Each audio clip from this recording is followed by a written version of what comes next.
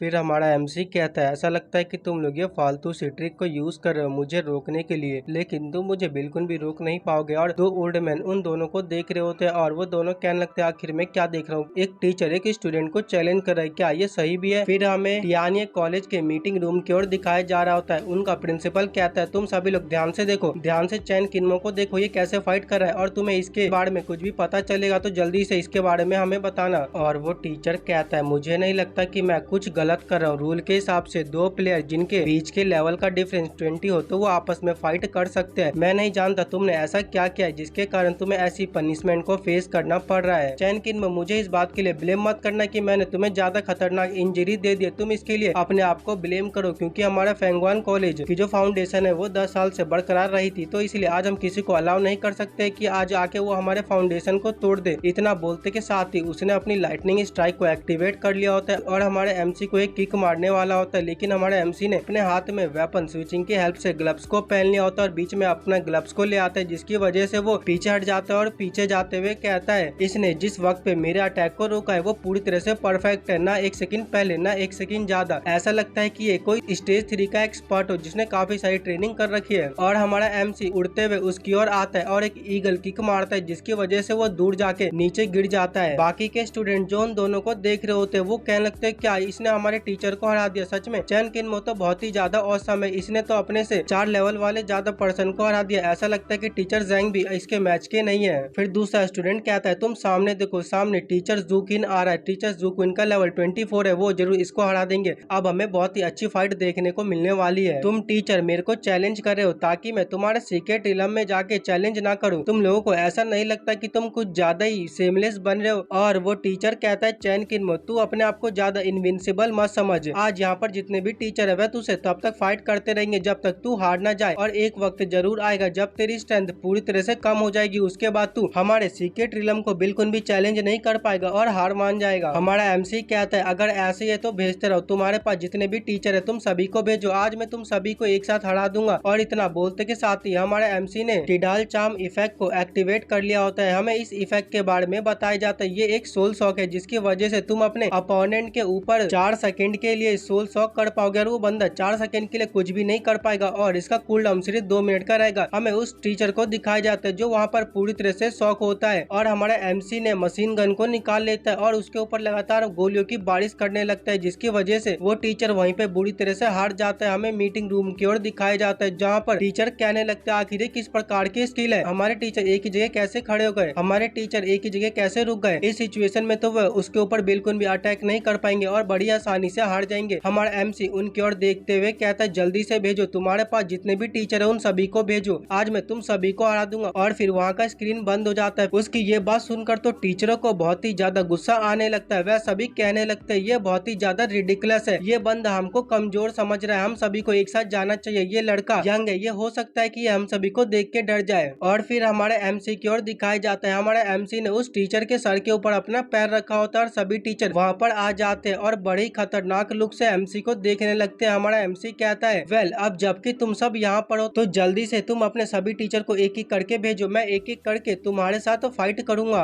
और एक टीचर हमारे एमसी के ऊपर अटैक करते हुए कहता है मेरा लेवल 22 है और मैं बजरकर क्लास से हूँ, मुझे उम्मीद है कि मैं अपने कुछ स्किल को तुम्हारे ऊपर टेस्ट कर पाऊंगा। लेकिन वह जैसे आगे बढ़ पाता है हवे में पूरी तरह से शॉक हो जाता है, यानी कि वो एक ही जगह रुक जाता है। और हमारे एमसी ने मशीन गन से उसका भी काम तमाम कर दिया होता है और कहता है जल्दी से अगले वाले को भेजो। और फिर हमारे एमसी के सामने अचानक से 3 टीचर आ जाते हैं, जिनमें से एक टीचर का लेवल 32 होता है और दूसरे टीचर का लेवल 35 होता है और लास्ट वाले टीचर का लेवल तो 38 होता है। वो तीनों एमसी के ऊपर अटैक कर देते हैं। फिर हमको डायरेक्ट शाम की ओर दिखाया जाता है हमारे एमसी ने इस कॉलेज के सभी टीचरों को हरा दिया होता है और प्रिंसिपल अपने मन में कहता है हमारे पास जितने भी टीचर थे वह सभी हार चुके, अब हमारे पास लेवल 38 से कम के बिल्कुल भी टीचर नहीं है। रूल के हिसाब से अब मैं इसका कुछ भी नहीं कर सकता हूँ, लेकिन मैं इसके सामने बिल्कुल भी हार नहीं सकता हूँ। हमारा कॉलेज 10 साल से स्टेबल रहा है, आज तक किसी की भी हिम्मत नहीं हुई कि वह हमारे कॉलेज के फाउंडेशन को तोड़ दे, क्यों ना मैं आज इस लड़के को यहीं पे काम तमाम कर दूं। इतना बोलते के साथ ही वह पूरी तरह से तैयार होता है हमारे एमसी के ऊपर अटैक करने के लिए। लेकिन अचानक से उसको फील होता है कि उसको कोई बंदा देख रहा है, जो देखकर वो घबरा जाता है और कहता है क्या क्या मेरे को यहाँ पर कोई देख रहा है, क्या इस चैन किन्मो के पीछे कोई बहुत ही पावरफुल एक्सपर्ट हो जो छुप कर मेरे को देख रहा हूँ। अगर मैंने इसके ऊपर यहाँ पर अटैक करने की कोशिश की तो फिर उसके पीछे जो एक्सपर्ट होगा वो मेरे ऊपर अटैक करके मेरे को मार देगा। होगा, लेकिन मैं इसको सीक्रेट इलम से चैलेंज करने से बिल्कुल भी नहीं रोक सकता हूँ। अगर मैंने ऐसा करने की कोशिश की तो फिर मेरे को मेरी प्रिंसिपल की पोजीशन से हटा दिया जाएगा। और वह एमसी से कहता है, स्टूडेंट चैन किन्मो, तुम्हारी स्ट्रेंथ काफी ज्यादा थी, इसलिए हमारे टीचर बस तुमसे फाइट करके अपने आप को टेस्ट करना चाहते थे। तुम इस बात को अपने दिल के ऊपर मत लेना, तुम मेरे पीछे हो, मैं तुमको दिखाता हूँ कि हमारा सीक्रेट इलम कहाँ पर है। और फिर हमारा एमसी वहाँ पर चला जाता है और उसके बाद होना क्या था, हमारे एमसी ने भी उस सीक्रेट इलम को पूरी तरह से क्लियर कर लिया होता है। फिर हमको अगले दिन की हेडलाइन दिखाई जाती है, हमको बताया जाता है जितने भी 20 स्कूल थे वह सभी जियांगचेंग कॉलेज में जाके जुड़ चुके हैं, जिसके कारण जियांगचेंग कॉलेज की जो स्ट्रेंथ है वो बहुत ही ज्यादा बढ़ चुकी है और अब ये पूरे जीएस स्टेटमेंट नंबर 3 पर आ चुका है। फिर हमको जियांगचेंग कॉलेज के मीटिंग रूम की ओर दिखाया जाता है। कमिश्नर लुओ कहते हैं, मेरा ये मानना है कि हमारी जिस तरह से पावर बढ़ रही है इन सबके पीछे चैन किन्मो है। चैन किन्मो ने पिछले 2 हफ्ते से जो कारनामे किए जिसकी वजह से हमारी काफी सारी पावर बढ़े जा रही है और हमारा जो ये कॉलेज है ये पूरे स्टेट में नंबर 3 पर आ चुका है। तो आज मैंने आप सबको इसलिए बुलाया ताकि मैं आपके सामने कुछ चीजें डिस्कस कर सकूं। मैं स्टूडेंट चैन किन्मो को हॉनररी प्रेसिडेंट का टाइटल देना चाहता हूं। बताओ क्या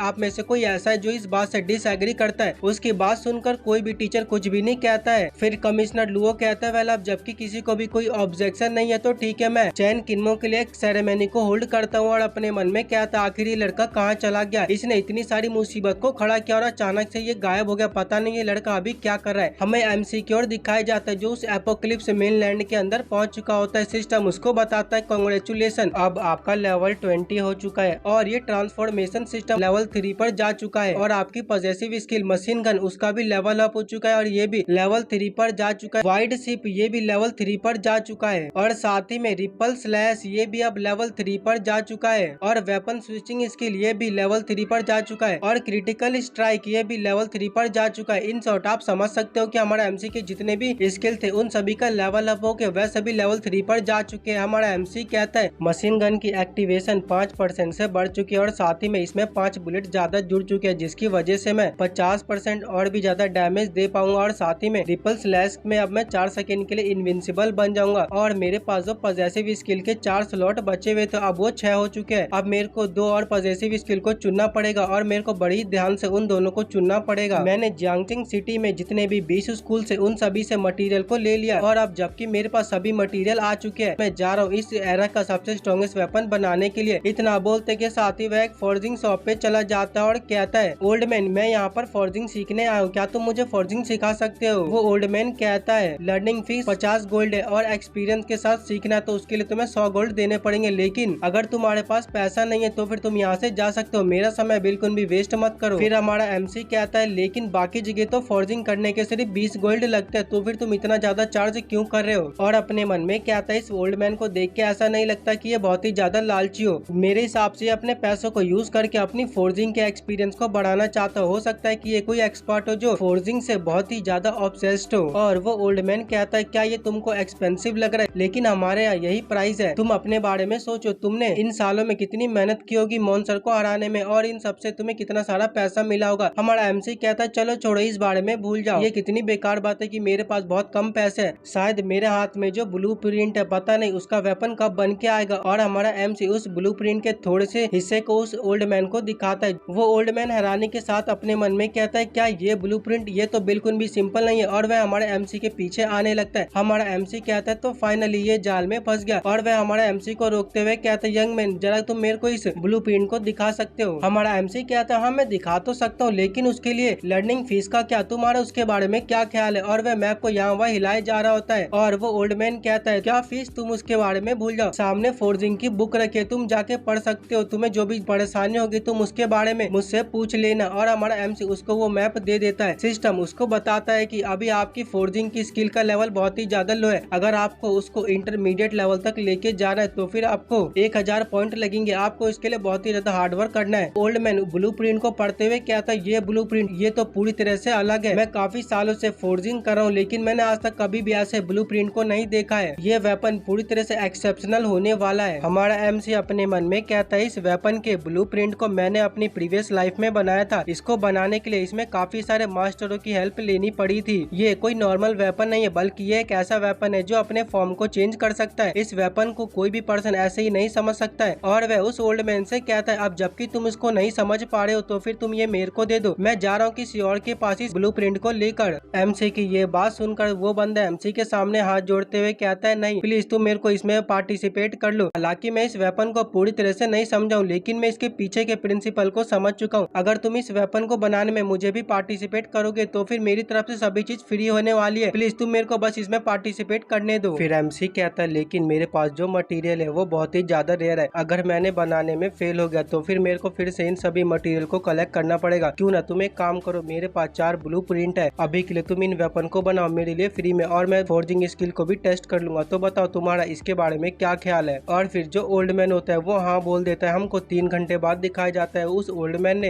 एमसी के लिए 4 वेपन को बना लिया होता है और कहता है, मैं इन सभी वेपन को बना चुका हूँ, तुम एक बार आके इनको देख सकते हो। साथ ही में मैंने इस वेपन को बनाने के लिए अपने खुद के मटेरियल यूज किए हुए। और हमारा जो एमसी होता है वो सबसे पहले एक ग्लव्स को उठाते हुए कहता है, वेल ये काफी ज्यादा अच्छा दिख रहा है। सिस्टम उसके बारे में बताता है, इसका नाम वुल्फ क्लोक ग्लव है, इसका ग्रेड एक्सीलेंट है, इसकी ड्यूरेबिलिटी 50 है, आइटम लेवल 25 है और इसको यूज करने के लिए तुम्हारा लेवल 16 होना चाहिए। इसकी वजह से साथ ही में तुम्हारे कुछ स्टैट पॉइंट भी इंक्रीज हो जाएंगे। और second weapon silver skill chest plate होता है जो एक्सीलेंट ग्रेड का वेपन होता है, इसका भी लेवल 25 होता है। और बाकी जितने भी एट्रीब्यूट होते हैं वह सभी फर्स्ट वाले वेपन की तरह सेम होते हैं। फिर थर्ड वेपन जिसका नाम फ्रेगनेंट हुड होता है, ये भी एक्सीलेंट ग्रेड का होता है, इसका भी लेवल 25 होता है। और फोर्थ वेपन जिसका नाम ट्रोल स्लेयर होता है, ये भी एक्सीलेंट ग्रेड का होता है और इसका भी लेवल 25 होता है। सिस्टम उसको बताता है, कांग्रेचुलेशन आप इन सभी वेपन को पहन चुके हो, कांग्रेचुलेशन। हमारा एमसी उन सभी को पहनते हुए अपने मन में कहता है, मैं बिल्कुल सही था, इस ओल्ड मैन की स्किल इतना भी बुरा नहीं है। अगर मैं इन सबको खुद बनाता तो फिर इन सभी को लेवल 15 तक बना पाता, लेकिन इस ओल्ड मैन ने तो इन सभी के लेवल को बढ़ा के लेवल 25 कर दिया। सच में ये ओल्ड मैन काफी ज्यादा टैलेंटेड है। और हमारा एमसी अपने सिस्टम विंडो को देखता है जिसमें उसकी ओवरऑल कॉम्बैट स्ट्रेंथ अब 16,000 हो जाती है, जो देखकर एमसी कहता है, क्या मेरी कॉम्बैट पावर 3,000 से बढ़ चुकी है। इस पूरे जीएस स्टेट की हिस्ट्री में कोई भी ऐसा स्टूडेंट नहीं होगा जिसकी कॉम्बैट पावर 16,000 तक होगी। वो ओल्ड मैन कहता, बताओ ये वेपन कैसे है, मेरे स्किल ज्यादा बुरे तो नहीं है। हमारा एमसी कहता, हाँ ये ठीक है, ये इतने भी बुरा नहीं है। फिर वहाँ पर एक पर्सन आते हुए कहता है, जियांग लाओ तुम्हें जो वेपन चाहिए थे मैं उन सभी को कलेक्ट करके लेके आ गया हूँ। मुझे उम्मीद है कि आज तुम मेरे लिए एक अच्छा सा वेपन बना दोगे। जियांग लाओ तुम कहाँ हो, जल्दी से घर से बाहर आओ। और हमें इसके बारे में बताया जाता है, इसका नाम हुंटियान होता है जो लैंगफेंग कॉलेज से होता है। वह अपने मन में कहता है, जियांग लाओ ये इस एपोक्लिप्स मेनलैंड के अंदर फॉर्जिंग मास्टर है। काफी सारे ऐसे लोग हैं जो इनसे भीख मांगते हैं, इनके सामने गिड़गिड़ाते हैं अपने वेपन को बनवाने के लिए, लेकिन जियांग लाओ ये किसी के वेपन को भी नहीं बनाता है। मैंने अपने फैमिली के कनेक्शन को यूज किया और मैं काफी बार यहाँ पर आया, तब जाके ये मेरे वेपन को बनाने के लिए एग्री किए है। और वह सामने की ओर देखता है, सामने की ओर से एक आवाज आती है, वो आवाज कहती है, आखिर तुमको एडवांस फोर्जिंग मास्टर किसने बना दिया, क्या तुम पैसे देके फोर्जिंग मास्टर बनो या फिर तुमने अपनी फैमिली के कनेक्शन को यूज किया है। वो ओल्ड मैन कहता है, यहाँ पर और भी ऐसे लोग हैं जो तो मेरे से भी ज्यादा बेकार है। हमारा एमसी कहता है, तुम इतने ज्यादा लापरवाह कैसे हो सकते हो, तुम लूज टूल फोर्जिंग और ओपन डाई फोर्जिंग में डिफरेंशिएट क्यों नहीं कर पा रहे। वो ओल्ड मैन कहता है, मुझे माफ करना, मैं ये सब पहली बार सुन रहा हूँ। ये सब बातें सुनकर हुंटियान कंफ्यूज हो जाता है और वह पर्दे को हटाता है और देखता है कि हमारा एमसी उस ओल्ड मैन को डांट रहा होता है। हमारा एमसी कहता है, जब भी तुम लिक्विड मेटल को इंजेक्ट करते हो तो तुम्हें ये ध्यान रखना है क्रिटिकल रियोन की जो संख्या है वो 25,000 से ज्यादा नहीं होनी चाहिए, नहीं तो इसमें प्रॉब्लम हो सकती है। वो ओल्ड मैन कहता है, क्रिटिकल रियोन संख्या, अब ये क्या, मैं तो इसको पहली बार सुन रहा हूँ। सामने के नजारे को देखकर तो हुंटियान वो तो हैरान हो जाता है और कहता है, क्या मैं जो भी देख रहा हूँ वो सही है, क्या एक यंग मैन जियांग लाओ को डांट रहा है। और वो पीछे से अपने हाथ को हिलाते हुए कहता है, जियांग लाओ ये मैं हूँ जाओ हान, मैं यहाँ पर आज वेपन को बनवाने आया हूँ। हमारा एमसी उसकी ओर देखता है और देख के वो बहुत ही ज्यादा खुश हो जाता है। हमारे एमसी के एक्सप्रेशन को देखकर हुंटियान अपने मन में कहने लगता है, आखिर इस लड़के ने ऐसे स्ट्रेंज एक्सप्रेशन क्यों बना लिया। अब तुम मेरे को ये मत बोलो कि पहले मैं जिस ओल्ड मैन से मिला था उसको लड़के पसंद थे, वो मेरे साथ सोना चाहता था, कहीं ऐसा तो नहीं कि ये भी उसी के जैसा हो। और हमारा एमसी उसको देखकर अपने मन में कहता है, हुंटियान मैंने सोचा नहीं था कि मेरे पुराने टीममेट तुम मेरे को यहाँ पर ऐसे मिल पाओगे। मेरी प्रीवियस लाइफ में तुम्हारा लेवल 98 था और तुम एक स्वॉर्ड गॉड थे। जब भी तुम बैटल फील्ड में फाइट करने के लिए जाते थे तो तुम पूरे बैटल फील्ड के ऊपर अपना कंट्रोल कर लेते थे और साथ ही में तुम बहुत ही ज्यादा फेमस थे क्योंकि तुम एक स्वॉर्ड गॉड थे। दुनिया तुम्हें स्वॉर्ड गॉड के नाम से जाना करती थी। हमारी पहली मुलाकात गेम के अंदर हुई और फिर हम रियल लाइफ में मिले, धीरे धीरे करके हम ऐसे एक दूसरे से मिलते रहे और फिर हमारी दोस्ती बहुत ही ज्यादा गहरी हो गई। वो ओल्ड मैन हुंटियान से कहते, अरे वो तो तुम ही हो जो मेरे सामने गिरा रहे थे अपने वेपन को बनाने के लिए, मुझे माफ करना, मैं आज तुम्हारे लिए वेपन को नहीं बना सकता हूँ क्योंकि मैं आज बहुत ही ज्यादा बिजी हूँ। हमारा एमसी उस ओल्ड मैन से कहता है, रुक जाओ, मैं तो इसके बारे में भूल ही ही गया था। अभी थोड़ी देर पहले मैंने तुम्हारी आर्मर फोर्जिंग की स्किल को टेस्ट कर लिया, लेकिन मैंने तुम्हारी वेपन फोर्जिंग की स्किल को टेस्ट नहीं किया। तो क्यों ना तुम एक काम करो, तुम इस लड़के के लिए इसके वेपन को बना दो और साथ ही में मैं तुम्हारी वेपन को फोर्जिंग की स्किल को भी देख लूंगा। जो सुनकर वो ओल्ड मैन कहता है तुम